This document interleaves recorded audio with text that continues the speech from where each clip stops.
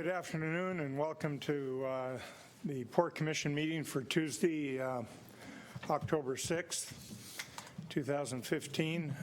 We opened the public meeting at 1:30 and immediately recessed to an executive session to discuss some real estate and personnel issues. I'll now close that and reconvene the public meeting. And the first item we have is roll call. Let the record show that all three Port Commissioners are present. The first item on the agenda is the public comment period. I see we have one person, Steve Walker. Steve, if you'd like to go to the podium and speak. Great, thank you. Thank you. I respect your 3-minute limit, so I brought a little aid here.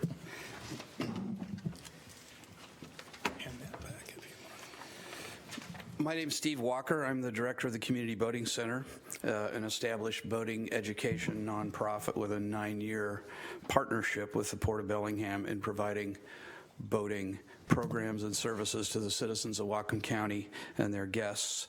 For anyone who's not aware, the Boating Center leases 2 parcels of state-owned aquatic land on the Fairhaven waterfront to provide those services and programs. I'm rising today to add the Community Boating Center's voice, in support of the grassroots effort of a local sailing enthusiast group to create an international sailing center on the Bellingham Bay waterfront. Our organization appreciates the staff's extraordinary commitment on behalf of this nascent group to help them establish themselves as an entity, and we look forward to that happening. Director Fix stated last month that he had already met 6 times with this group to help them get up and running, and at the Commissioner's last public meeting in the drafting of the Memo of Understanding, Barrister Schmelik spoke of committing the staff time and the treasury of the port in service of developing a plan for this eventual entity's location and facilities. And the Commission itself spent almost the majority of its last meeting brainstorming about trailer parking and growing the Etchells fleet and moving buildings to accommodate this anticipated center. And I think all of this really speaks volumes about the Commission's commitment to recreational boating as a legitimate component of a vibrant waterfront. And as the executive director of an organization with a mission to foster recreational boating on Bellingham Bay, I can tell you that your obvious investment is very, very heartwarming. Other fans of the proposed sailing center have spoken to the values learned by young people in engaging in maritime activities, and the volunteers and staff of the Community Boating Center have certainly seen much of that over the past decade, and we would welcome more of it happening in our town. The Community Boating Center Board supports you in your enthusiasm. We ask 3 things: that you maintain the established momentum on the planning. Mike Alsop spoke last month about the group possibly running out of gas if the planning dragged on too long, and we think that would be very unfortunate, so I hope that the momentum can be sustained. Also, that you hold fast to your vision that the new sailing center be on the waterfront. We cannot imagine that the center could be viable in a location other than the waterfront. However, if you do endorse the group's preferred site, you may encounter the position of the state agency that holds fee title to that property, and that agency has written that boating centers are not water dependent and can operate in locations other than the waterfront. But fortunately, logic is the standard written into the statute that the Commission will be asked to support with regard to the water dependency of that new sailing center if it is ultimately located on state-owned aquatic land. So good luck with that. And then the third thing is that we ask that you place the Community Boating Center on the agenda for the October 20th Commission meeting, so we can give the Commission an update on the work of the Boating Center. It's been several years since our organization has done that. I've only been with CBC for 3 years, but my understanding is that that used to be an annual affair. And with all this discussion about the value of recreational boating and the center wrapping up its 9th boating season this coming weekend, the timing seems excellent. So there are things said during the last few meetings with the Commission was entertaining the ideas about the new sailing Center that suggests some folks are unaware of everything that's happening at the CBC's site on the waterfront in Fairhaven. And I saw on the Port's website that one of the Port's core values is to communicate its contributions to the community. So we would like a few minutes at that October 20 meeting to highlight the accomplishments and share the status of the Community Boating Center's partnership with the Port of Bellingham. So I assure you there's lots of good news to share there. Will you do that? Is there any reason we couldn't see a presentation from these folks? We haven't seen them in a while. I haven't, at the top of my head, I can't imagine what the October 20th meeting holds, but I'm more than happy to get with Mr. Walker and find a convenient meeting that works for all parties. Sounds good. Great. Thank you. Thank you very much. Thanks, Dave. Okay, that's all. Anyone signed up? Is there anyone else that forgot to sign up that wants to speak at this time? Very good. We'll move on to our consent agenda. We have 4 items on the consent agenda that you see in front of you, gentlemen. Any questions on the consent agenda? You need to read them. I'm sorry. No, that's all right. I wanted to call attention to item September 1 minutes in the consent agenda item. D, the amount was left off, so I'd like your permission to go ahead and make that correction to add an amount to item D that you approved. The amount of money? Mm-hmm. Sure. Okay. It was for Shelter 1, and the amount was $30,389.26 as part of the agenda item, but it was left off the minutes. With that said, it's a motion to approve consent agenda items A through D. With the addition, Yes. gentlemen, do you have any questions on the consent agenda? I had a question about Comcast. Reading that, I just wasn't quite sure who was paying who, which was on consent agenda item D. But after discussing that with Mr. Fix, I now understand. They're paying us. Yeah, that's unusual. We should give them really, really bad service. Yeah, I think so. Random outages. Did they have to stand in line at all? Hours. And Comcast has always been good to my house. So, Okay, do you have any questions, I've got Commissioner? comments about the meeting and events facility rental rates. I do appreciate the staff. I don't know if this is coming from Rob or just from the staff overall, but I do appreciate that the folks are keeping a good eye on that, so we're not trying to outcompete. Because I do know, I think other than maybe the Squalicum Boathouse and possibly the Dome Room, which are pretty exclusive sites, that most of our sites are legitimately competing with the rest of the spaces in the community. So I'm glad that we're looking at making sure our prices are, in this case, actually competitive and not out competing the other ones. So I definitely want to say thank you for that. Thank you for pointing that out. We do try and keep our prices at market so we're not undercutting the competition. That's it. Okay. Hearing none other, all in favor? All right. Aye. Passes 3-0. Our next item is a presentation from Brian. So, Brian, can I just start crying now? Is that okay? Because I don't think this is going to be good news, is it?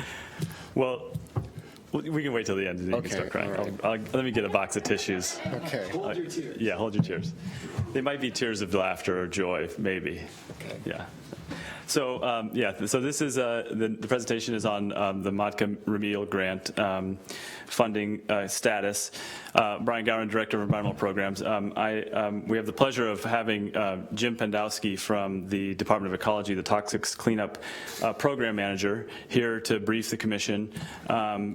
Just on the way of introduction a little bit, Jim has been work with the Department of Ecology for quite a while. He's been a wonderful partner with the Port of Bellingham, ports and cities across the state. Has a really interesting role, actually, in the sense that there's the Matka cleanup program has a few kind of interesting components to it in the sense that really strong partners on the remedial action grants, as we'll talk about here, but also MATCA is an enforceable regulatory mechanism. So we have this partnership, but there's also a regulatory role, and we've learned to work really well with his whole staff, and it's been a really productive relationship. And Jim has been actually with hand in hand in the port and the city in a number of fashions, all the way back to when we were considering acquiring the Georgia Pacific Mill property. Jim came and spoke to the community when there was a hearing at the Mount Baker Theater. That whole theater was full, and it was really part of the primary funding mechanism to decide to acquire that property was kind of this three-legged stool of the MATCA remedial action grants, the port funding for our 50% of that, as well as the city support for infrastructure. And that was a critical decision point on how we got to decide to acquire that property, and have moved forward on that cooperatively since then.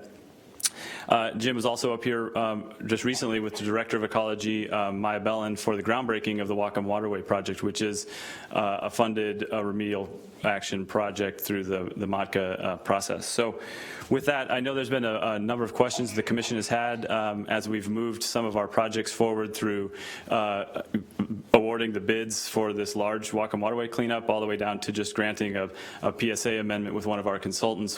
What is the current status of the MATCA remedial action grants? And it's been a hard one to answer, partially because the budget process took quite a long time this year, and there was a fair amount of information that the Department of Ecology had to digest, along with some revenue forecasts that Jim is going to provide the Commission with an update on. So with that, I'd be happy to introduce Jim Pendowski, and we're going to both be available to answer questions and talk through that.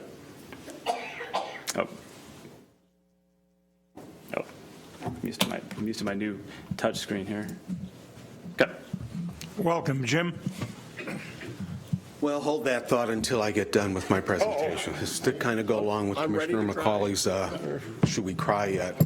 As Brian said, I'm Jim Pendowski. I manage the cleanup program. I've worked with the Port organization and Commission leadership for a number of years, so this is a little hard visit for me.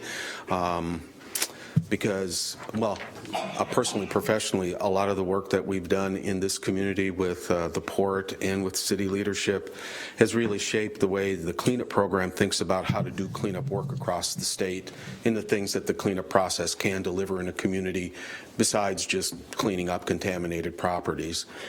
But that's just a general background. The reason I wanted to come up today is I wanted to talk to the Commission directly about what the current circumstances are with the Remedial Action Fund account, some of the dynamics going on that are causing some problems right now, and the impacts to projects that you were hoping to get funded with new appropriations for this current biennium. The state budget's in a 2-year cycle, so we'll be talking about the 15-17 biennium. So there are a couple of dynamics. Some of them are local, a lot of them are global, but for your purposes, the revenue stream that goes into the toxics account is a first possession tax on a hazardous substance. The principal hazardous substance is petroleum. It's the price of a barrel of oil that we take a fractional percentage of. The budget that was built for the 15-17 biennium to fund not only operating activities in state government, but fund the capital projects, including remedial action grant funding to places like Bellingham, was predicated, and the budget was built predicated on oil being about $80 a barrel. Oil is trading at between $45 and $50 a barrel. So the most recent forecast that's come out has showed that there's been a $63 million drop in the available revenue to support all the appropriations made in the current biennium. So that's one dynamic. The legislature over Jim, the let me years, ask you a question before you go too far on that. You say it's priced on a barrel of oil.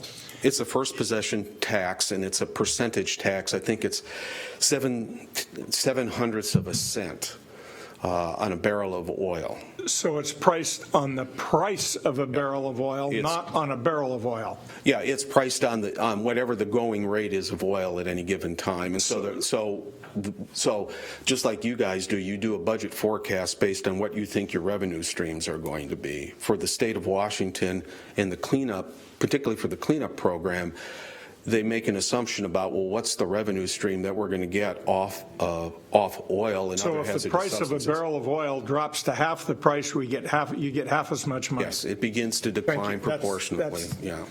That in And- itself is worth your trip up here today. Okay. Well, and there's just one other ironic thing. There's a lot of irony about coming up here, having been up here a month ago celebrating the start of the Whatcom Waterway dredge. It's when the price of oil was very high, trading at $120 a barrel, and the economy all around in the state was tubing, the MOTCA fund was very robust. And in fact, it was being used they were transferring money out of these accounts, out of the environmental accounts, transferring them out for general purpose functions, moving that money out. And now that the economy has recovered, but the price of oil's declined, that circumstance hasn't been reversed. So a lot of MOTCA money has gone elsewhere to other programs and is now sitting there. And the net result is between that redistribution of MOTCA funds and the drop of the revenue, there's been quite a compression in the amount of money available for providing funding for the new grants that we have. So that's one piece of a part of the equation. The other part of the equation was that when the legislature and others looked and said, well, these projects, because we're not using bond money to fund these big capital projects like you would, I think of it more as it's being funded on a revenue basis. And so when we build a budget and say, well, we have these grant needs from this community or that community, they aggregate them up and then they give us all the cash, whether you spend it all in a year or 2 years or not. So what was happening was there was large balances of cash left in these accounts, and the legislature was asking, well, what's that money sitting there for? And we said, well, they're reserved for projects. The projects take time to develop and get up to speed.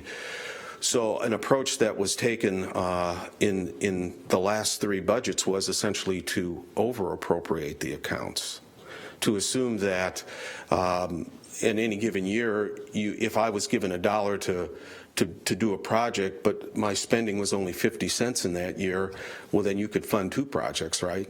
Because there was extra cash left. So we've had a series of budgets that have been built with the assumption that you can start more projects because not every project spends every dollar you give it in a 2-year window. Yeah.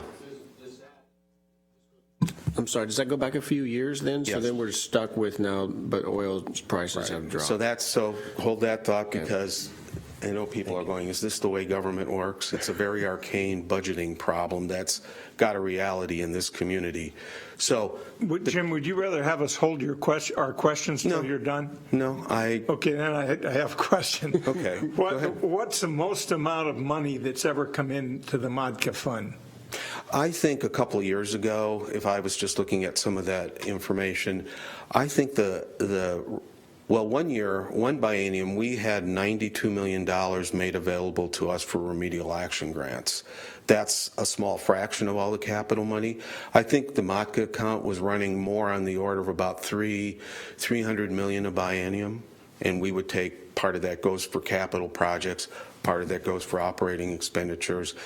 But given Operating expenditures. in terms of the department's operating costs, there are other state agencies that now use state or local toxics And funds. so that's changed recently. Yes, Commissioner, because there are more operating and administrative costs, because the money has been, as general fund was withdrawn out of the ecology, a lot of that was backfilled with toxics account funds. So can I assume if it was $300 million at one time and the barrel of oil is half the price now, there's only $150 million at best to use for everything? That's approximately right, yes. And then part of that $150 million is now being siphoned off to run different departments that originally went for cleanup?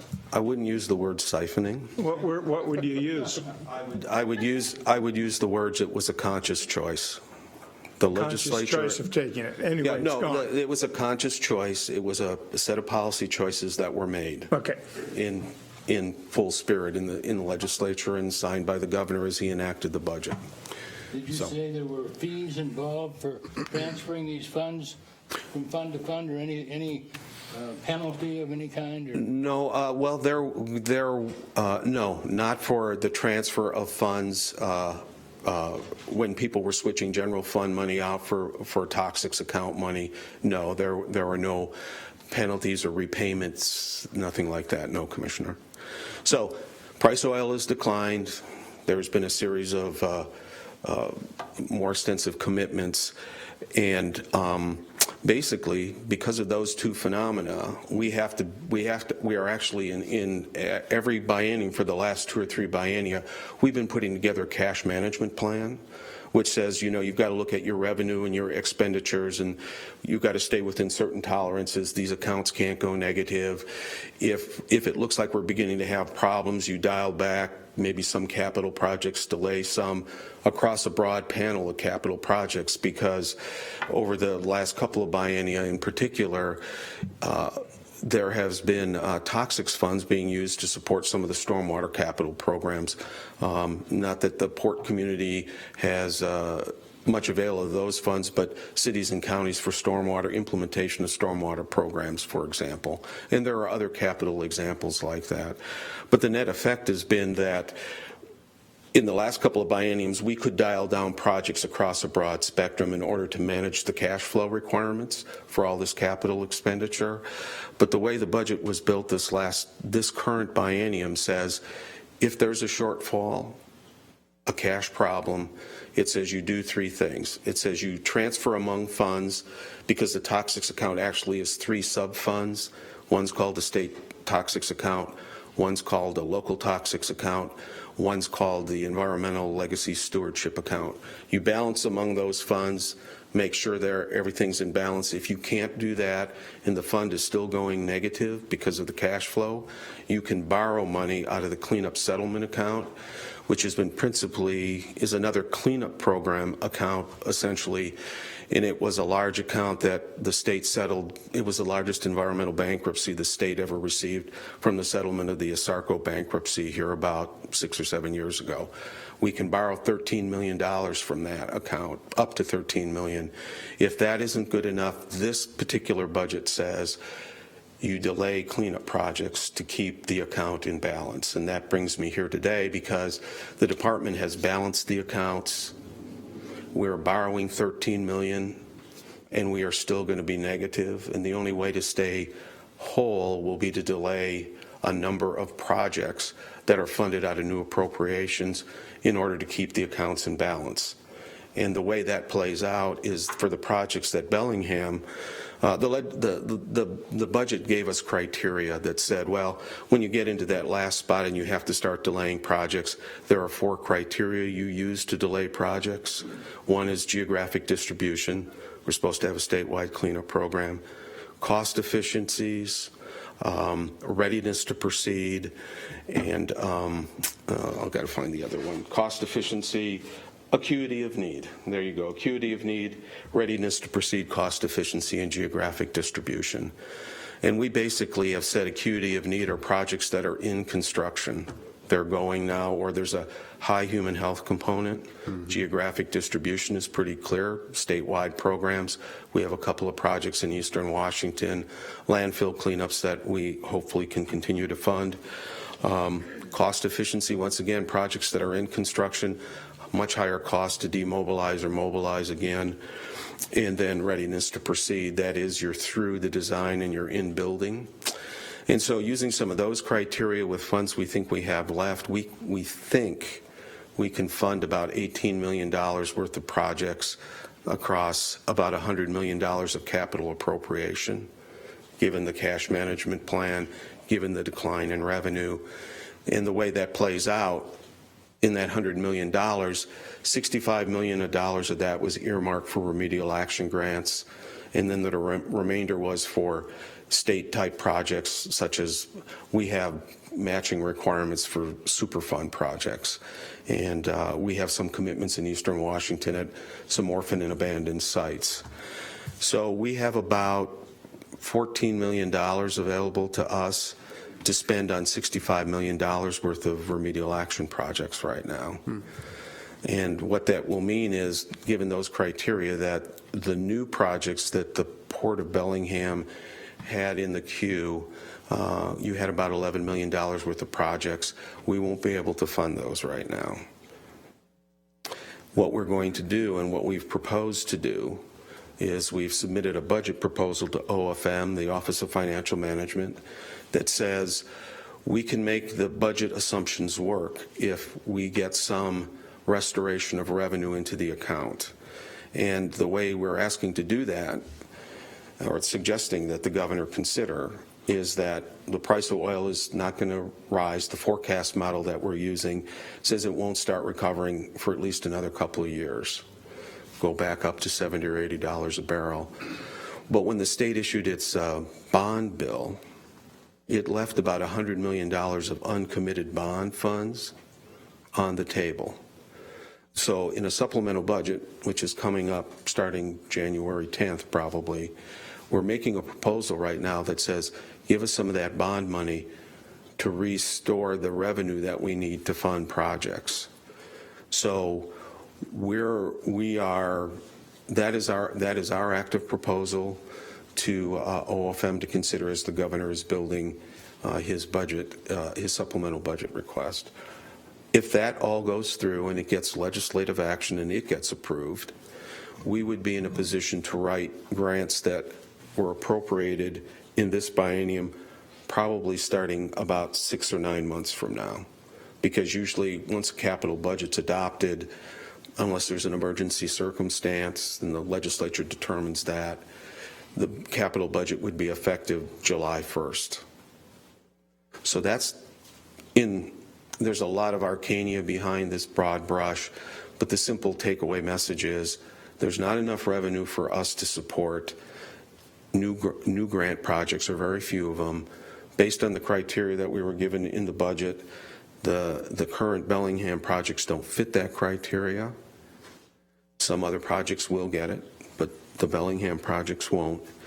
I want to assure the commissioners, as we see the revenue right now, projects that were previously committed in earlier biennia have funds that have been reappropriated, and we're assuming we can cover all of those costs so that the Whatcom Waterway dredge isn't affected by this. And in fact, we're counting on you to spend that out according to your spending plan, which would say you would expend most of that money by the first part of, March or April of next year. So those projects that were in the pipeline are good. It's the new projects, the new additional funds you were asking for. I just don't feel like we'll be able to honor that right now until we get some sort of fix. Jim, They call me Mr. Sunshine if I wasn't clear about that. I'm not going to call you Mr. Sunshine today. Thank you. Mr. Brandowski, you talked about supplemental budget. Is there anything the Port of Bellingham needs to do, one, to get to ecology to make sure we're included in any distributions from that supplemental budget, or two, anything we can do to help lobby for that supplemental budget, such as contacting our legislators in the 40th and the 42nd? Well, thank you, Director Fix. Well, there are a couple of things. I think the port community faces two problems. I think there's a short-term issue about getting funding restoration, and we as the Department of Ecology are at least making one proposal.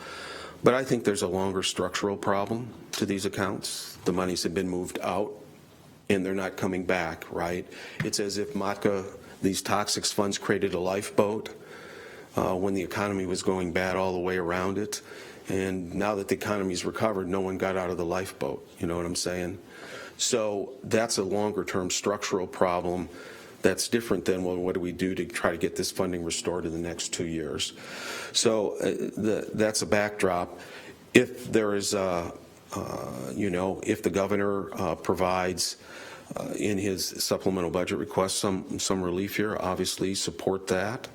and we support the governor's budget, whatever that is.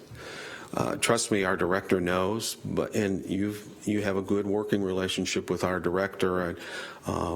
I fully expect that, any message from the Port of Bellingham would be well received, and I think it puts a fine point and a fine understanding on Director Bellin's, necessity to say we need to fix this problem short-term and long-term.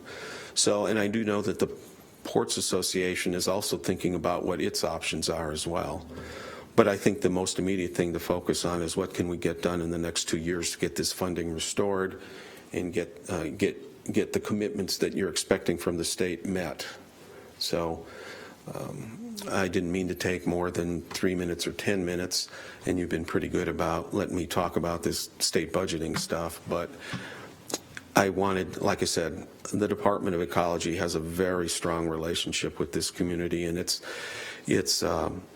and I know you count on us to meet our obligations, and that's a little bit of the difficulty here. We're just not in that position right now, but there are things we could do to fix it, and hopefully as things move forward, you'll be able to help. Well, believe it or not, I kind of like the fact that we're 150 million short, because it gives the taxpayer of this community gas at $2 instead of $4 a gallon. So that part doesn't bother me. The part that bothers me is we got well more than $14 million when it was half of that. It should have been much higher. So my question is, did the legislators vote to, you didn't call it siphon, you called it what? They made some conscious choices. Did they make conscious choices to fund other departments with that money, or was that something passed by the governor? I mean, is it the state legislators that did this? Well, it's a two-party act, right? The legislature adopts a budget, the governor signs it into law. So it's a legislative. But it was voted on by our legislators too. And once again, their budget assumption, the budget assumptions that were made to develop the 15-17 budget would be working if the price of oil had not been driven downward, largely because Saudi Arabia decided it wanted to keep market share. I mean, you could say all of a sudden you and I are talking about a global geopolitical issue, right? Mm-hmm. Which is fundamentally what's going on here in terms of the commodity price.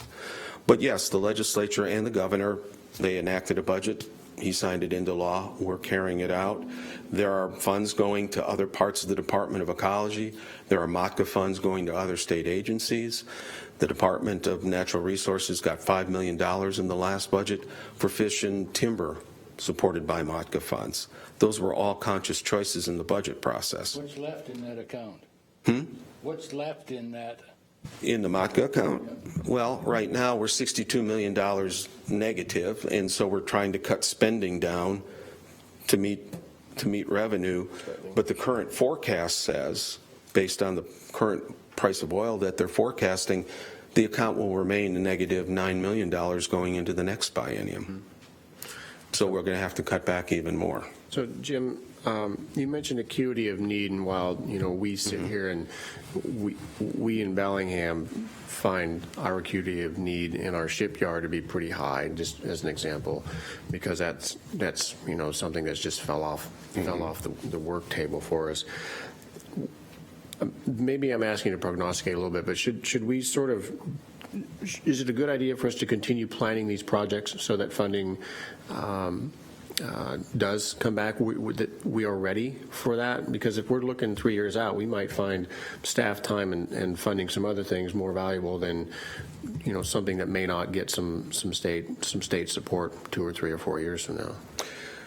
Well, that's a pretty hard question for me to answer. I think that comes down to the dynamics of the leadership at the podium, the executive staff. I mean, the state can't be a partner unless it is a partner. Mm-hmm. I think we have to act as if we will be. This is a revenue issue that can be resolved. It's not a matter of the state saying we will not support you. It's a matter of the revenue's not there right now for the budget that you built. So the revenue will recover, and there are maybe some short-term gaps, strategies that can be used, and I would think focusing on that. I was just out at your waterfront again, and after, it's a generational enterprise out there, right? How long has it been going on? And it's finally got some momentum, and it's really going to move. So,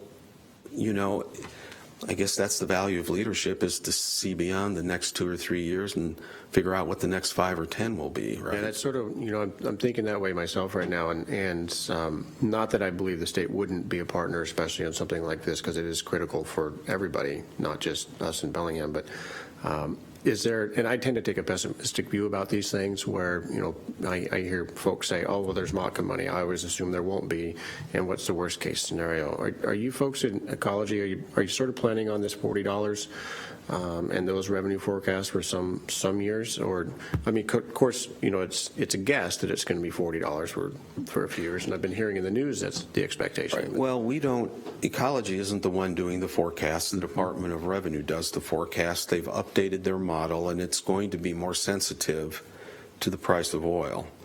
But their model, my understanding of the mechanics of their model, are showing a recovery in the price of oil. Mm-hmm. It's not going to recover in the next 2 or 3 months, but it will start coming back up towards the end of this biennium. And then the revenues will start coming up. And we will have to be planning accordingly. But I do think it gets back to this other structural problem that a lot of money has moved elsewhere to other kinds of activities when there wasn't general fund revenue available. And so part of the question is, you can potentially solve some of that by perhaps using general fund money and taking that MACA money back and putting it back around cleanup purposes or waste management purposes. So what I just heard you say was the general fund should be recovering with the economy. It is even if the MACA fund isn't recovering because of the price of oil, so that those monies that were appropriated elsewhere could be compensated for by general fund money that's coming from a different source. That might be a strategy. If you think about it this way, if over the last several biennia, when general fund revenues were declining because the economy was slowing down, the Great Recession, but oil revenue, MACA revenue was way up because oil was priced at $110 a barrel or more. And so now you've got the economy recovering, the price of oil has declined. So there could be general fund revenue available to backfill what you were doing in reverse a couple of years earlier. However, you're talking to a guy in an environmental agency. The state writ large is dealing with a huge education funding problem, and that is first and foremost.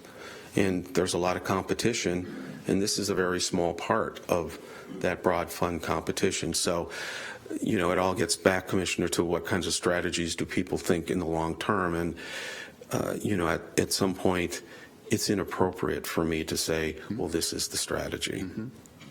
Right? Just curious, I carry out the budget, right? Where did the money, the MACA money that now funds departments, where the general fund money that funded those departments, where did that go? Well, what did it go to fund? Well, I don't know where don't forget when the economy was contracting, they were using MACA funds to help restore some of that and maintain some sort of service level. I don't know where all the accounting was. I know, the Department of Ecology used to have a fair amount of general fund money in its operating budget. It really doesn't have that much anymore.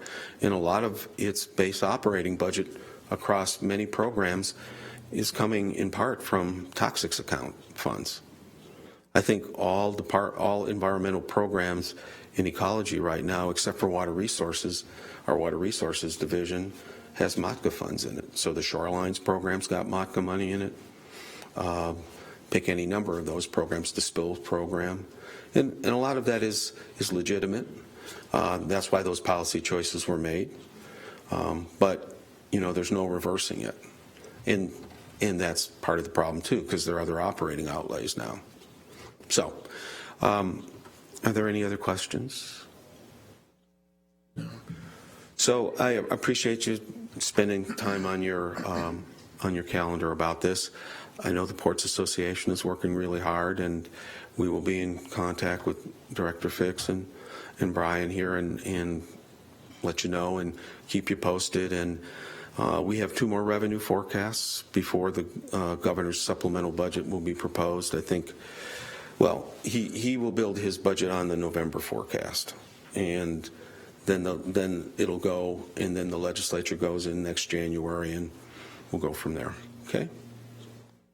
Thank you very much for coming up here and personally talking to us. Well, like I said, it was a hard message, but once again, I want you to know how much the leadership in this community has shaped our thinking about what to do and how to make these things work. And that's what makes it so difficult to say, well, on this time, we're not really there yet. So thank you for your understanding. Thank you, Jim. Yep. Just really a quick follow-up to that. Thanks, Commissioners. I just also wanted to, Commissioner McCauley, in response to your one question, the other factor to whether we should keep moving these projects forward, I think, just to reiterate that in some of these cases we are under legal obligations. We have consent decrees and agreed orders, and the Department of Ecology has been fantastic about acknowledging that that we might need to think about the strategies a little differently, but there's also that other component of we do have some legal obligations to keep those moving forward.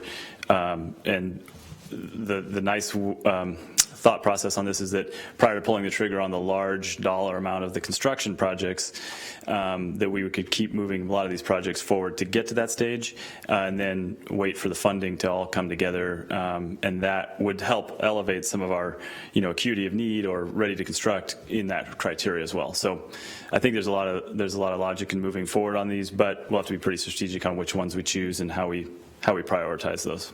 Thanks, Brian. Any other questions for me on this one? Okay, thanks, Commissioners. Fantastically enlightening. Yeah, in so many ways. Thank you. Okay, with that, our next presentation is on the budget. Tamara? All I got to say is it better be better than the last presentation. You're Mrs. Sunshine now, right? No pressure. Can we just take a breath? Oh, yeah. Can I get some coffee while she's breathing? Thank you very much. Oh, note on this. I got my requisite 3 hours of sleep last night. Got a pretty bad crunch. So, Commissioners, this is the first of 4 budget meetings that we'll have for the 2016 strategic budget.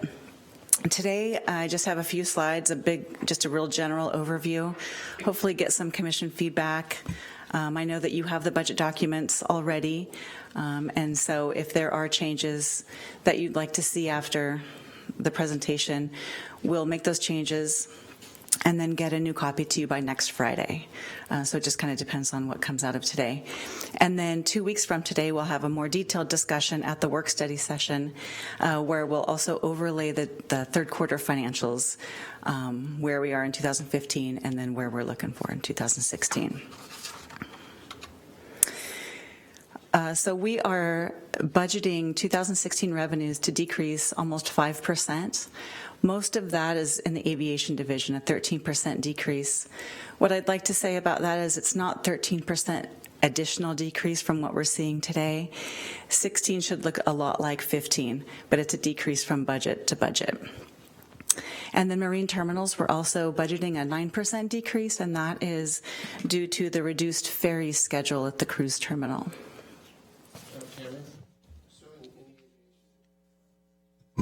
In the aviation, I'm not going to use the word being more realistic, but is this being just a little more pessimistic, just in case? I think it's being more realistic. Okay. Just knowing what we know. We like to budget conservatively, so we'd like to say that we're going to do better, but really we know what we know. Okay. I think we're actually saying the same thing, but realistic seems more negative to me in this connotation. Oh. So, yeah. Tamara, the 9% decrease in marine terminals or the 13 in aviation, is that a decrease over what we expect 2015 to come in at, or is that a decrease over the 2015 budget? It's budget to budget. So there's a big part of the difference there is aviation is not coming in at its budgeted revenues this year. So I think if you were probably to compare the aviation budget for 2016 to 2015, it's probably more flat if you're doing actions. That's exactly, yep. Right. In response to that, we are budgeting expenses to decrease about 4%. Historically, we see those increasing 2 to 3%, but of course, we need to respond to the decreasing in revenues. Aviation, we're seeing a 12% decrease in expenses, and then really overall, we're seeing the pressures come from maintenance of the facilities. And again, next commission meeting, I'll go in more detail about that. When you have a decrease of revenues of 13% and you're able to decrease your expenses by 12, that is really good. Hats off to some hard work on someone's part. Yeah, we've really gone through our budgets with a fine-tooth comb, just really trying to respond to that. Appreciate that. And then we are budgeting a net environmental cleanup of $2 million. That's a net cost to the port after grants and other payments.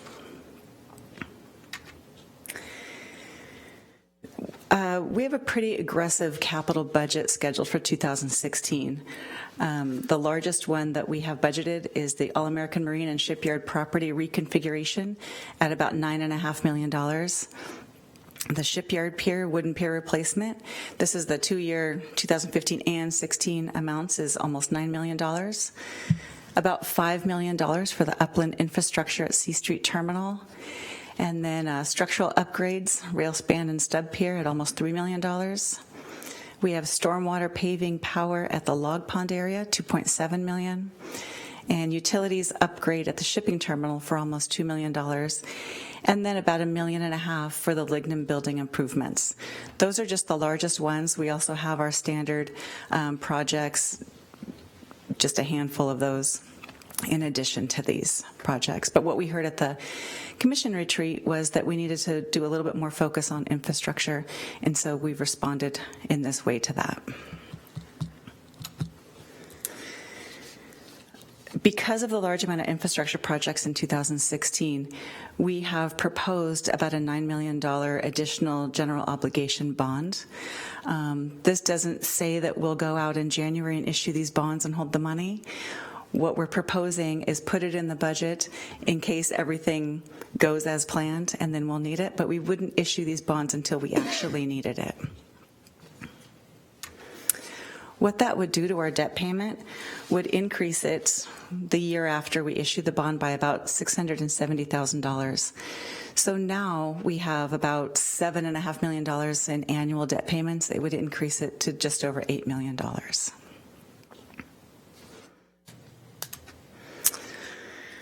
If Commission decides to levy the same tax rates or tax amount as 2015, we'd see about $6.9 million come into the port. And the first thing we do with that money is pay our general obligation debt payment straight off the top.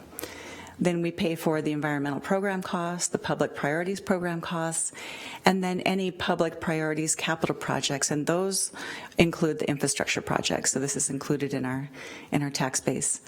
And then anything over $5 million we receive from taxes goes to the waterfront district. Is that the highest rate amount we've ever had, the 6.8? Well, it's the highest dollar amount because it's based on assessed value, but it's certainly not the highest rate. It's not the highest revenue either. We saw $7.4 million for a couple of years. I think 2009, 2010 was about $7.4 million. You're actually right, yeah. And is it because property values dropped? No, it's because the assessment was higher. So we actually assessed, I think it was 0.31 back then. We've dropped that from, I think when I joined the port in 08, we were about 0.32 per thousand, and we've been dropping that consistently every year to get down to this 0.28. Thank you. So this, we're going to be asked here shortly whether we want, maybe not today, but whether we want to keep the rate the same or raise the rate. But we've got an additional $670,000 in cost if we issue these bonds, if they turn out they are actually needed, or if we decide they're not needed, we just don't do the projects. we need to either find $670,000 in savings in this 6.8, or you just mentioned the BWAS fund, the Waterfront Acquisition Site Fund. And Rob, I think you've been kind of talking about that. If we shifted 670 out of the BWAS fund, how would the effect on the BWAS fund? I think it would be okay, because we're going to be spending less and less each year on BWAS as the planning starts converting to construction, and that's on someone else's dime. So I think the port will be spending less on that type of expenditure for BWAS. The other thing you heard today is that MOTCA is drying up, and at such time when MOTCA comes back, obviously we would need that money again, but we have a lot of expense associated with those MOTCA projects that we won't be doing now. So when I hear Jim telling us MOTCA's drying up, I'm thinking the likelihood of us issuing those bonds gets less and less, because we should have enough cash to get us through the year if we're not doing the MOTCA cleanups. Okay.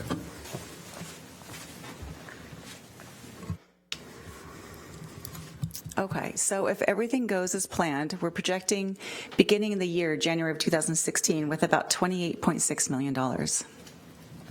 Sources of cash, we would increase that by 62.8. That's our operating revenues, grants, PFCs, tax dollars, and then add an additional 9.2 potentially for that bond.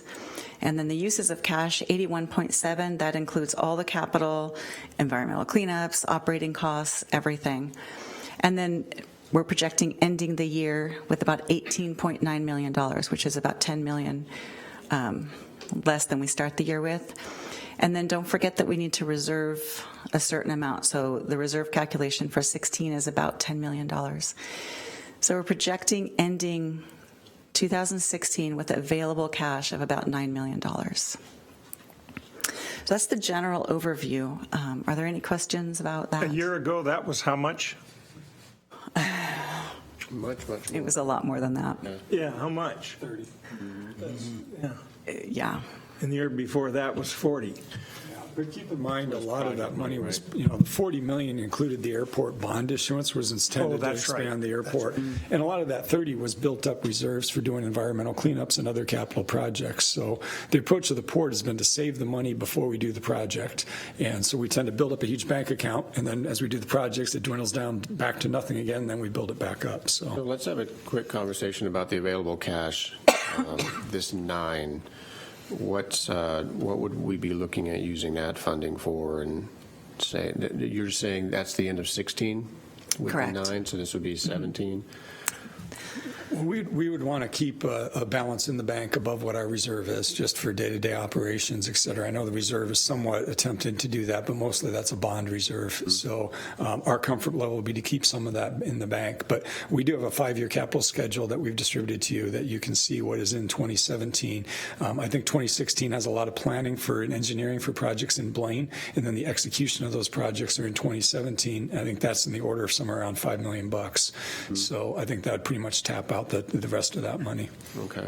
So, and we always consider reserve to be untouchable because that's important for our bond. Well, some of it's legally required. It's legally required. Correct. Right, okay. And we do have some pretty big expenses in Blaine. How are we looking at the saving on the Squalica Marina? Was it Basin 2 that we're doing? Yeah, Dan Stahl, and that those monies are included even here, even though it's a separate model, but Dan Stahl has a mortgage model that includes a buildup for doing the replacement of those floats. That buildup just started within like a year ago, so it hasn't accumulated a lot of money. Is there any reason to think about using any of this excess cash that looks like it's excess right here, that we'll be needing that? Because that's about 4 years out now, 5 years out? It probably depends on who you talk to. I think we can probably get a little more life out of it than that, but yeah.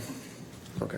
But you're correct. That reserve needs to be accounted for. It's not in our reserve number here. It's been shown in the mortgage model as we're charging the mortgage customers to build it up. And if we spent all of that $9 million at the end of 16, you wouldn't have the money that. Yeah. Yeah. Well, I think, and certainly Jim recognizes this probably on a daily basis that we really need to be focusing on Blaine and the infrastructure there as much as possible. I mean, it's weird when you say it, $9 million doesn't get you very much, which is crazy, but okay.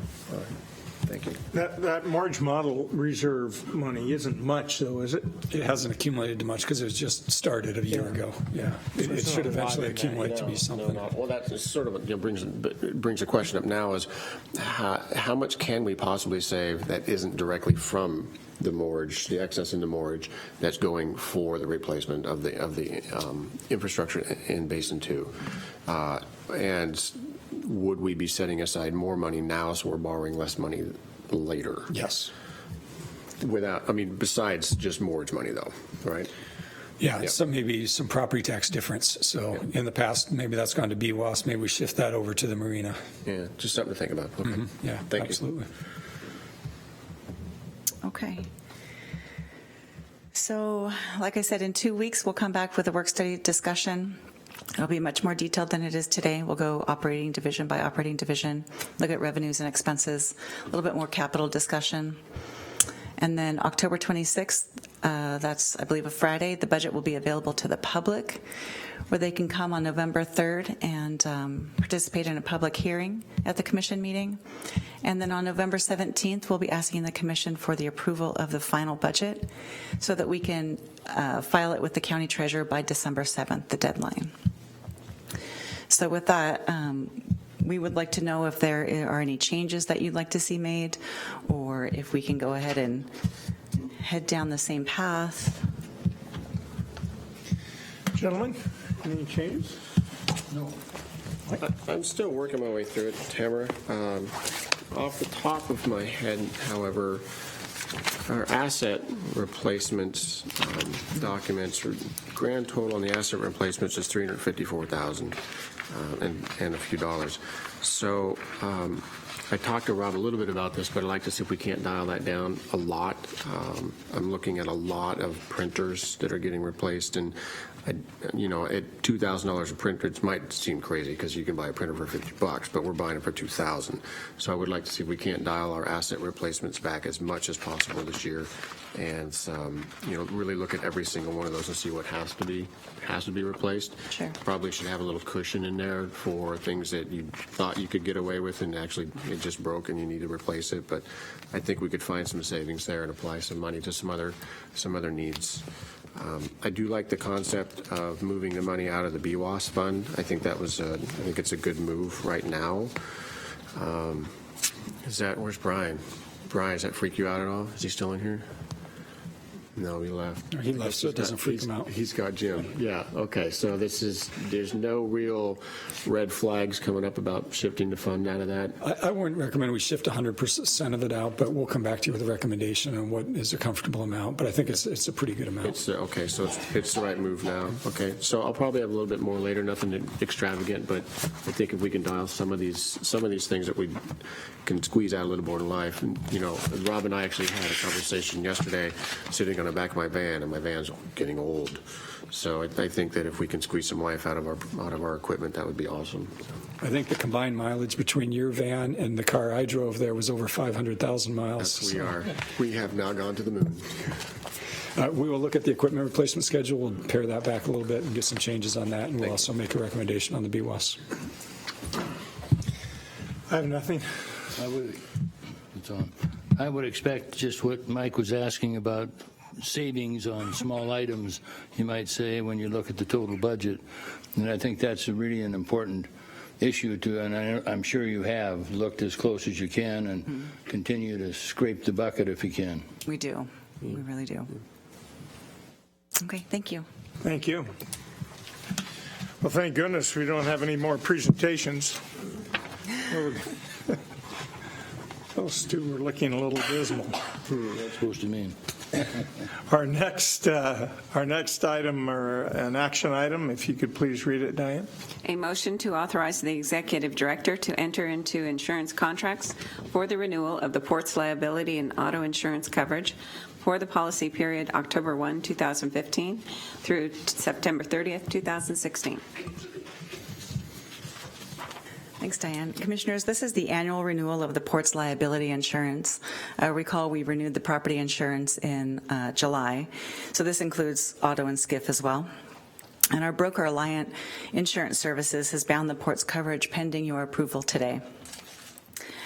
The one thing I'd like to point out is that the cost of each policy, from the primary liability to the foreign liability, has either remained the same or decreased from last year, with the exception of our auto policy, which went from $16,000 to $19,000, and that's not due to any experience, it's just due to the auto market.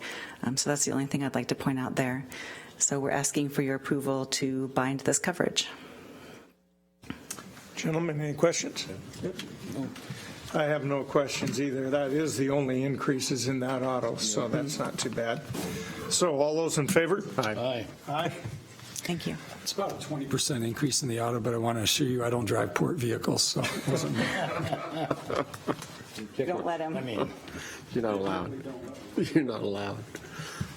Thank you again. I don't think you'd be satisfied by the performance of the Prius anyway, so. Okay, and our next item is in real estate. Diane, if you could please read the action item.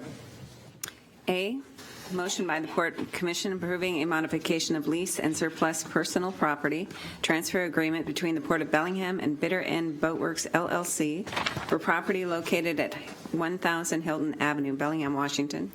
And motion B, a motion by the Port Commission authorizing the Executive Director's certification to commission to surplus port personal property. Good afternoon. Excuse me. Good afternoon, Commissioners. For the record, my name is Brady Scott. I'm the Marine Trades Real Estate Representative with the Port of Bellingham. I'd also like to introduce Jesse Van Golen, owner of Bitter End Boatworks. He's in the audience today. Let's see, where'd my presentation go?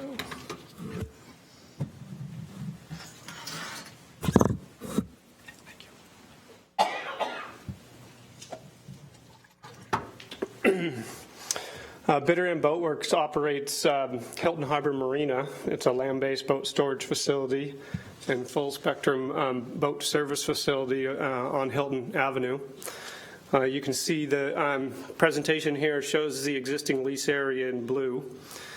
This recommendation involves two actions.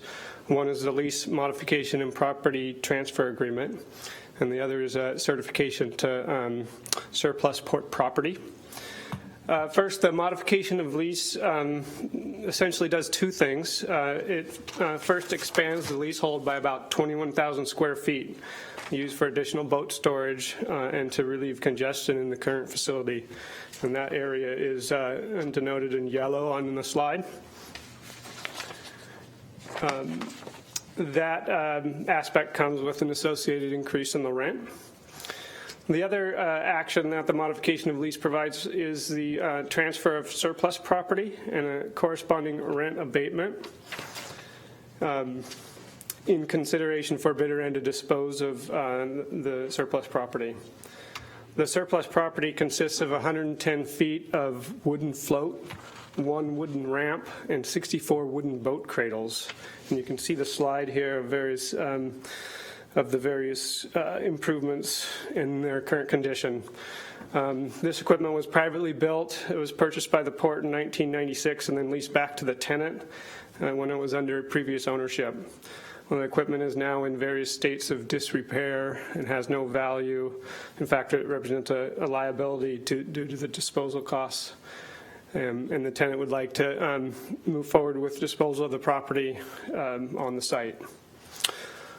The second action is in order for the port to surplus port-owned property, a certification to the commission is required by the executive director stating that the property is no longer needed for port purposes. And port staff have determined that the property doesn't have any value and that we have no further use for it. And the certification document is then included as an exhibit to the modification, which is the first action. So in conclusion, we recommend approval of both the modification of lease and surplus property transfer, as well as authorization for the executive director's certification to commission to surplus port personal property. Okay, thank you very much. Any questions, gentlemen? I've only got one question, might be a legal issue. So I do appreciate, Jesse, that you're here.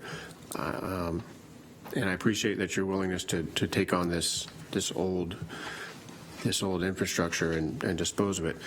Is it an easier thing for the port to surplus it to Bitter End Boat Works and then have them dispose of it rather than just let them dispose of it?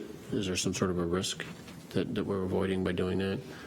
We have to declare it surplus before anyone can dispose of it because it's on our books. So Okay. it's an asset that we've listed previously, and the state requires you specifically declare it as surplus. And since Jesse's willing to do it, then we just surplus it to him. Correct. All right. He can do it cheaper than we can. You're awesome. Thank you. Okay. Jesse, you're happy with this?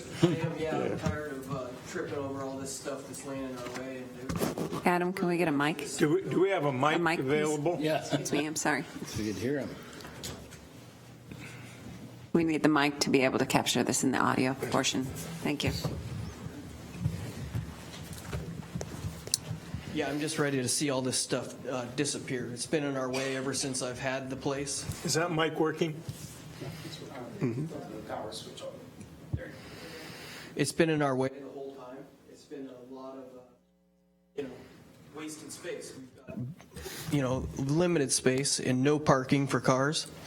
So we're happy to see it go away. The extra space that we want in that back field, I saw they built the trail there, and it was just a completely useless piece of land. So I thought, let's pay for it and use it. So thank you. Very good.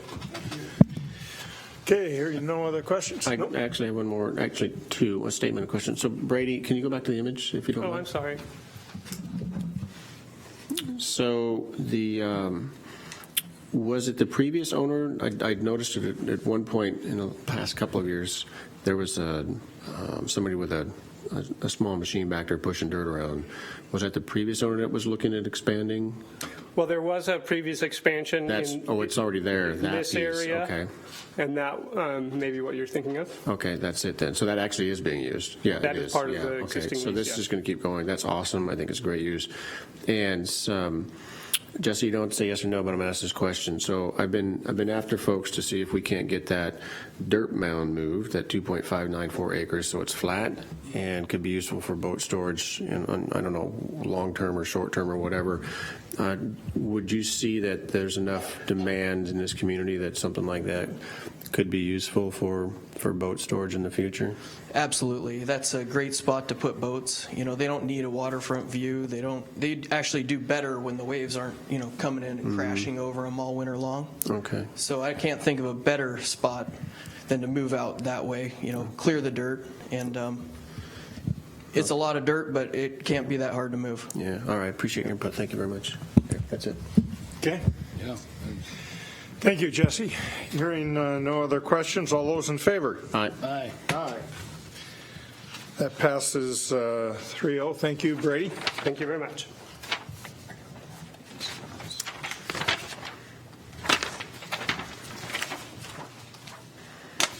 Our next item is also a real estate item. Diane, if you could please read item number 3 in real estate.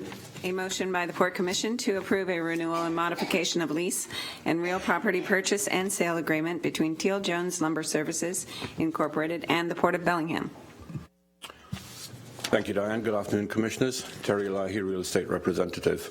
This transaction has a couple of key points that I'd like to highlight. The first one is the lease has been renewed for 5 years retroactively from August 1st of 2014. There was a typo on the action memo which said 2004. I apologize about that error. The second item that was included in this transaction is a 5-year renewal option was added.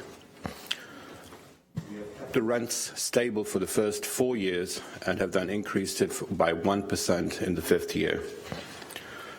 The document also allows Teal Jones to pay an outstanding balance of rents and late fees of approximately $35,000 on or before November 30th of this year. A few other points are the option to purchase, and I'll pull up a map here. If that's... Let's try to make that bigger. Okay, there's a map here. The option to purchase their leasehold was at a predetermined price of $1.39 million. That has been changed to an option to purchase the leasehold at fair market value to be determined by an appraisal. The option to purchase the 5 acres to the east of the property has been removed and has been replaced with a right of first offer to lease or purchase a 9-acre parcel on the west side of the property, and that would also be at fair market value as determined by an appraisal. Do you think that fair market values are going to be higher? The last appraisal that was done was 2004 when they first moved into the property. 2004? And 4, correct. So we have kept the right to lease the west 9 acres on a short-term basis of 1 year or less, and currently we do have a portion of that leased to the neighboring tenant to the north, which is Mountain View Reload. Another thing that I would like the Commission to be aware of is that we have been approached by a couple of interested parties for the 5-acre parcel. So if the Commission were to approve this transaction, we'd certainly be in contact with them. Terry, the 5-acre parcel being the upper left there? It is this parcel right here. The lower Bottom right. right. Let's try Okay. that. Yes. And I believe the port property extends a little bit further off the screen to the top. Is that? It just goes around the corner a tiny bit, yes. Okay. So that one has been currently removed from their leasehold. Sorry, from their lease.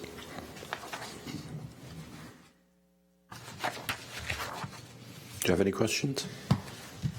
Any questions, Commissioner? I did. Let me see if I can. I don't know why these things turn off every time you use them. Well, it's been kind of a, I don't want to use the word shaky, but it's been a tenuous lease, has it not? Would that be? Oh, it's actually been a very good arrangement with Tilton. Previous? How far does that go back where it's been fairly solid? That was actually several years ago. Oh, really? We had GPL treatment in there. Our relationship with Till Jones has been fabulous. Okay, I misunderstood that. So there was an environmental liability issue we had with the yard. That's all been solved. Some paving was done, that sort of thing. That's being managed. That has not been solved. Okay. That is an ongoing issue. Is that a Teal Jones problem, or is that a port problem, or is it something that's shared by both? That is a prior tenant issue that environmental is working with. Okay, thank you for that. Does the prior tenant have insurance? No, they do not, and they're located in Canada, so that's part of the issue we're dealing with. So, Terry, you've got a 5-year renewal, 4 of them no increase at all, and the final one 1% increase, which seems a little bit out of the ordinary. Can you address the why no increases for the first 4 years? We believe that they're pretty close to market, if not at market already. Okay. And they've had a difficult last few years, hence their rent has been so far behind. Okay. They have agreed to pay that up. They've actually recently paid about half of that amount. So the remaining $35,000 will be paid up. So this just gives them a bit of a cushion for the market to recover. Okay. Is someone from Teal Jones here? Not today, The sir. other thing to keep in mind here, too, is that property in Sumas does not escalate in price at nearly the same pace that it does here in Bellingham or other places on the water. So you say he's taken it down to where he owes 35 now, so he was in the arrears of 70 at one time? He recently paid about $32,000, correct?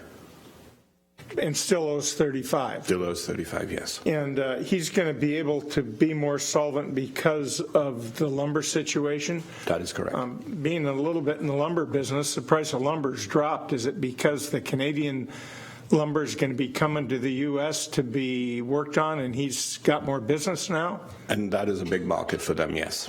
That's what's going to make him more solvent. Okay, thank you.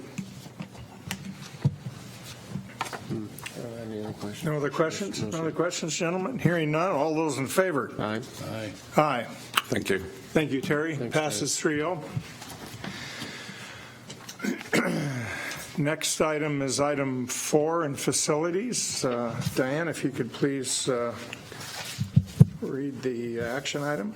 Authorize the executive director to execute a contract with Raz Construction Incorporated of Bellingham, Washington for the Squalicum and Fairhaven Boat Launch Repair Projects 2015 in the amount of $603,676.32 plus a $30,183.68 contingency for a total authorized contract amount of $633,860 and increase the budget of the GL account number 220-583-1900 by $261,230. Thank you, Diane. Good afternoon, Commissioners. In front of you today is an authorization for a bid award to Raz Construction to perform 2 capital projects for the port, both focusing on our boat launches. Project number 1 is to complete the ramp extension at the Squalicum boat launch. This was a previous effort that the port undertook a few years ago that was unsuccessful.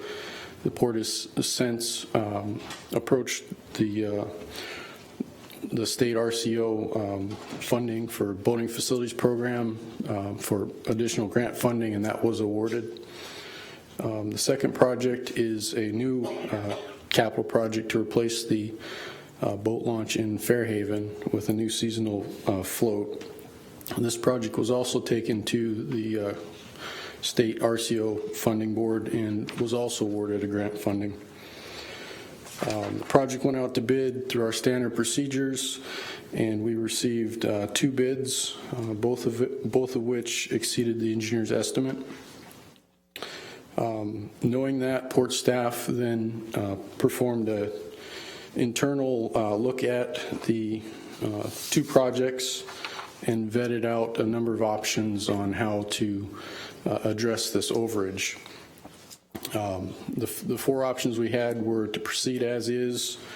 This option allows us an opportunity to perform some value engineering with numbers that we know. We know what the bid numbers are. We know what we're estimating the value engineering effort to be, and have a good idea where we'll end up at the end of the day. Option 2, 3, and 4 are all versions of a rebid. Option 2 would be to rebid with a modified float, very similar to what was bid now, using some information that we now know after the bids were received. The uncertainty with that is that we put it out to the market again, and we'll get potentially variable prices on those bids. Option 3 was to convert the Fairhaven project to a performance specification, which essentially allows a material supplier to provide their product that fits for our facility. That had a minor decrease in the overall cost projection and brought some questions on long-term durability, being that it wasn't a designed product from our engineer. And then the 4th option was basically to kind of wipe the board clean and approach it with a timber float option. This one actually did come in at a reasonable cost savings. However, it requires us to re-permit the project entirely and also approach RCO to confirm that that grant funding is still in place. For your information, the grant funding currently awarded is in the neighborhood of $300,000 and has offset some of these capital costs.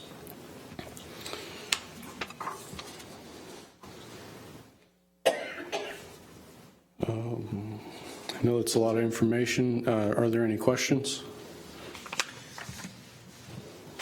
So your recommendation is to go with the bid of $587,000? That is our recommendation, the port staff's recommendation. Knowing what we think we can get with the value engineering, I think we come to a very comparable, much lower cost at the end of the day.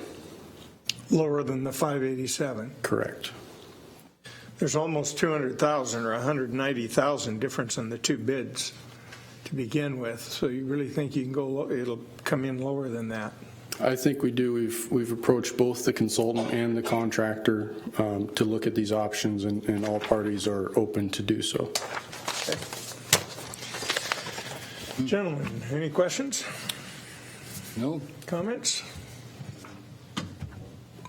No. That's a real no. It's a real no. It's a real no. Yeah, I don't know. This one, it just got kind of weird, didn't it? It did. It caught pretty much everybody by surprise. The culprit is the floats themselves, and there was really not a lot of wiggle room in any of the options that we saw in front of us. Well, so I'm going to ask a question since you put me to it there, Dan. The I knew you would. wooden floats versus what other were the options? Concrete, something? Well, being that this is a seasonal launch, concrete was not a very good option because they would be pulled out and put back into place continuously. So there's higher potential of damage. So we looked at versions of an aluminum and a timber float. Timber floats are what are currently at the Fairhaven launch today. And expected life of the timber floats? They range about 20, 25 years. There's a reasonable amount of maintenance that goes into that to obtain that. The aluminum is 25 to 30, much more extendable with ongoing maintenance. Gotcha, okay. So what time of year do you pull them out? About now? They come out in October, so they're coming out this month, and they go back in April. Is that correct, Dave? So the new ones will go in April? The new ones will go in with the contract, but then will be immediately pulled out and then stored. So we'll make sure it all is in place, it all fits and works, and then it'll be pulled out for the time being until the season comes in April. Okay. No other questions? Really no. Hearing none, all those in favor? Aye. Aye. There's, Don't go anywhere, you're on for the next few here. yeah, I got a few. That passes 3-0. Could you please read the next item? Authorize the executive director to execute amendment number 2 to the professional services agreement with Reed Middleton Incorporated to perform construction support services for the Fairhaven boat launch floats and piling replacement project in the amount of $23,448 for a total authorized contract amount of $76,398. Thank you again, Diane. Norman Gilbert, project engineer. So in front of you is PSA amendment number 2 for Reed Middleton. This is for the construction support on the Fairhaven boat launch that was just approved for a total of this effort, $23,448. Really not a whole lot to say about this. It's reviewing of submittals, shop drawings, the general goings-on of doing a construction project to its completion. Are there any questions? Quite impressed with their detail. They seem to really show us exactly what's going to happen, more so than quite a few contractors. So. They do provide quite a bit of detail in their scope and fees. Nice presentation. So on a $587,000, it's $76,000 just to oversee it. Well, the $76,000 is in its entirety. That was to do the design of the floats. This was a custom design, and now this effort is just the construction support for $23,000. Okay. Which includes there's a pile that gets replaced, so they're on site for the pile installation, a number of meetings, and a lot of document review and approval. Okay, gentlemen, any questions? Comments? Nope. All those in favor? Aye. Thank you again, Commissioners. Diane, if you could please read item number 6, the action item. Authorize the Executive Director to execute Amendment Number 1 to the Professional Services Agreement with KPFF Consulting Engineers to perform construction support services for the Squalicum Harbor Boat Launch Ramp Extension Project in the amount of $13,470 for a total authorized contract amount of $33,100. Thank you again, Diane. I'm going to sound like a broken record. This is construction support for the other phase of that earlier project. It was designed with a different consultant, and that's why there's another PSA amendment for that. Covers the same type of work, much smaller scope. In this one, it's extending the concrete ramp, which is mostly already constructed, and it's a matter of implementing that construction. Any questions on this one? I have none. Gentlemen? No? Hearing none. All those in favor? Aye. Aye. Cheers. Passes 3-0. One more. Item number 7. Authorize the Executive Director to execute a purchase order to Torgerson Forest Products Incorporated in the amount of $64,058.82 for the purchase of treated timber piling to be incorporated into the Bellingham Shipping Terminal Pier Repair Project. Thank you again, Diane. So this is a little unusual for the port. I think I've done this maybe 3 times in the last 6 years I've been here, where the port's actually put out to bid for a material as opposed to a public works project. This was done, and we've actually, one of the first times I did this was on an earlier version of this maintenance repair. Timber piling tends to be a little bit of a long lead for material procurement, and the project that we're forecasting to actually go out to bid here later this month is a short duration, fast start. So the port staff decided to go out to bid for this product. It's 38 piling of varying lengths, longest being 100 feet and the shortest being 65. This was bid through the Washington State procurement website. We received 2 bids, of which Torgerson Forest Products was the low bid. Are there any questions on this one? Where's Torgerson from? They're out of Oregon. And where's Pac West? I believe they are out of Tacoma, I believe. Okay, thank you. So there's something I had a term you used, contractor acceleration costs. I haven't heard that before. Is that just markup? Or is that a fee you pay so you get up to the front of the line and get your piling quicker? That's essentially what it is on the time schedule that would be in front of us to take the project fully designed out to bid and do the bidding process, get the consultant or the contractor hired, get through submittals, and that process condenses that window into a tighter frame than what a standard product lead time would be.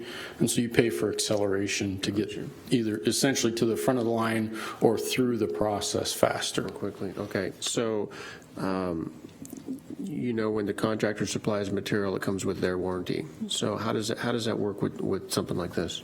Well, fortunately, it's timber piling, so they're pretty basic. Okay. There's a treating criteria that the supplier here needs to meet, and essentially that's it. The contractor will drive the pile, but they, again, are timber piling, so it's very low risk. Okay. Just curious, how many businesses are there that actually do this process with pilings in the west coast of Washington? Do you know? I don't know the total amount. I know that through my workings here at the port, I've seen about 5 or 6 separate companies that do various types of treating. Piling is a little more unique. Yep. Any other comments, Commissioner? Hearing none. All those in favor? Aye. Aye. Aye. Thank you again, Commissioners. Thank you. That passes 3-0. Our last item is in planning and economic development. If you could please read the action item, Diane. Authorize the executive director to execute a statutory warranty deed for the Army Street properties to the city of Bellingham. Good afternoon, Commissioners. Sylvia Goodwin, Planning and Economic Development Director. This is authorizing the Executive Director to execute a warranty deed for the Army Street properties, and it's related to the land trade, which was an interlocal agreement between the Port and the City of Bellingham in October 2012. During that agreement, the Port acquired the city property in the Marine Trades area at the Waterfront District, including the Colony Wharf area. The Port conveyed our 51% share in the Cornwall Beach area to the city for a park. And in that same agreement, there was some other properties left on the table that the city had the option to obtain later. One of them was this Army Street property. Army Street is located on either side of Army Street right-of-way, east of Burlington Northern and Chestnut, adjacent to Bay Street, north of the Granary Building, if you can visualize that. At one point, the Public Development Authority was working on some proposals to develop that surrounding property. The city recently indicated that they would like us to convey that property to the city. It's about a third of an acre, and this would authorize the executive director to execute that warranty deed. Any questions? Gentlemen, any questions or comments? I do have one. Okay. I guess not. Quick one on this, Sylvia. So, the city exercising, obviously, they're probably just cleaning up their books, but is there something that's coming up that they're planning for, or is it really just a bookkeeping exercise to sort of finalize some stuff? Nothing specific, but the city has always been interested in developing that area around Old Town and around Army Street. The Public Development Authority was working on it for a long time, and I think they're moving forward trying to do that. They don't have any particular project that they've mentioned, no. Okay, well, bummer. That's it for me. Thank you. Okay, hearing none other. All those in favor? Aye. Aye. Aye. Thank you. Passes 3-0. Thank you very much, Sylvia. Okay, moving on to new business. Anyone have any new business? New business? New business. No, I'm saving up. Wait till the next meeting. For January. You'll be buried. For January. Yeah. Oh, good. I'll wait for you in January. Hearing nothing else to come before this body, we are adjourned.